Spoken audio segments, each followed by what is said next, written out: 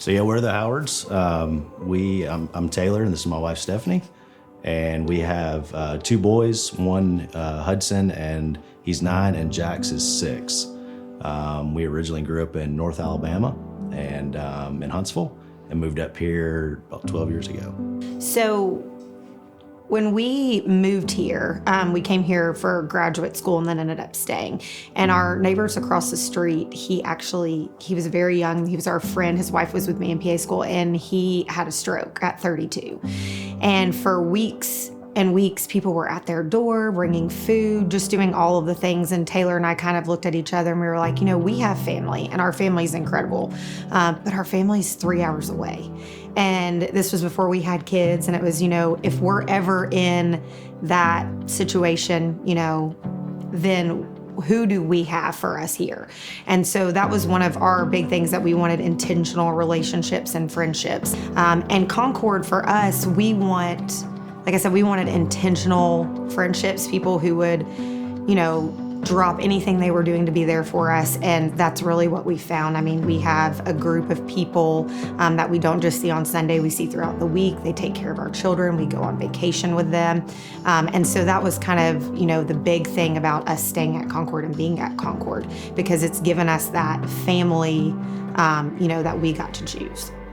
Yeah, so I think it was a fairly easy decision, as Stephanie and I were both raised and brought up, in church and around the Christian environment. And so for us, it was an easy decision that we wanted our kids to go and to be a part of that as well. Hudson was 15 months when we moved over here. We just kind of decided, we need to look at Concord. And Jax was in preschool, and so we actually had planned on Jax to going to public school, to where we even missed the registration date. And so when I called, they said, hey, there's one opening, and it's only for rising 3rd graders, and that was Hudson's age. And so we got Hudson in, which put Jax on the wait list, and he's like any typical second-born child, right? I mean, he's our goofy, crazy kid. He wants to make you laugh. He wants to make you laugh. So we were watching him, the end of May, and he's playing soccer, and he looked like somebody in like an Olympic speed walker. He wouldn't run. We just thought he was being goofy. And then he did it the next week, and we realized quickly something wasn't quite right. So the following week, when we had an MRI, they told us it would take an hour. And Taylor and I were sitting in the waiting room, and an hour and a half went by, and I said, I just think something's wrong. And the physician came out, and he sat down with us and asked if our doctor had called, and we said no. And then he said, yeah, he came out, and it's words you never want to hear as a parent, for sure, but he came out and said that we think your kid has cancer, and we think it's lymphoma. And so